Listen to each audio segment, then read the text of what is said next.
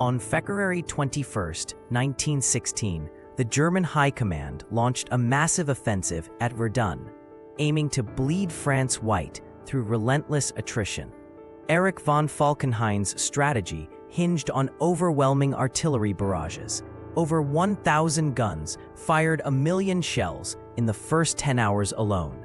Verdun, though strategically secondary, was a symbolic French stronghold. The bombardment obliterated trenches, forests, and even entire villages, creating a hellscape of craters and smoke.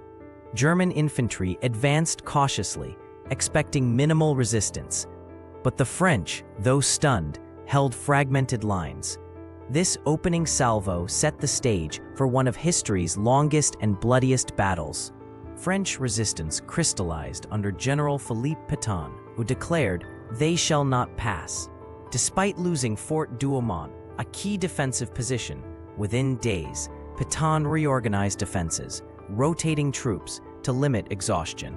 French artillery on the Meuse's west bank delivered devastating flanking fire, disrupting German logistics. Soldiers endured freezing mud, rotting corpses, and constant shelling. At Fort Vaux, defenders held out for weeks, drinking condensation from walls before surrendering. The French motto, "Keep the road open," reflected their desperation.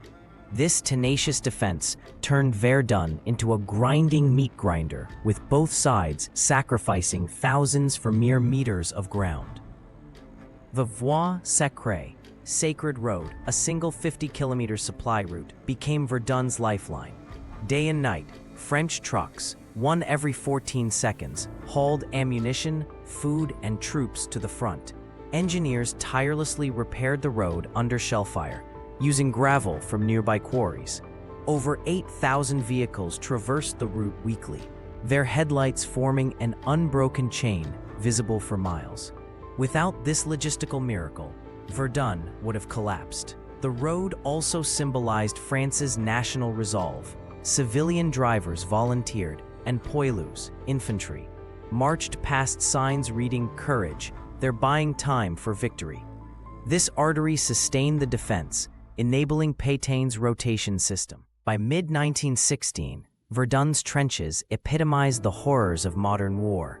Soldiers lived knee-deep in mud, mixed with blood and body parts, under ceaseless shelling that caused shell shock.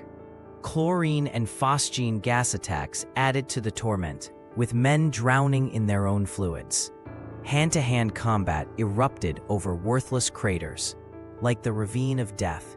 One German diary read, "We no longer fight for the Kaiser, but to escape this graveyard." Both sides suffered equally. Troops went mad, deserted, or mutinied. Yet commanders demanded more attacks, believing the other side would break first. This was attrition at its most grotesque, with no tactical gains to justify the slaughter. In late 1916, French counteroffensives reclaimed Douaumont and Vaux, using creeping barrages and improved coordination. By December, the Germans retreated to their original lines.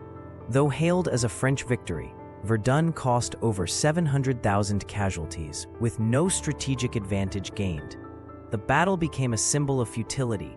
Forests were reduced to splinters, villages erased, and survivors left physically and mentally broken. Today, the Ossuaire de Douaumont holds the bones of 130,000 unidentified soldiers. Falkenhayn's attrition strategy backfired. Germany bled as much as France.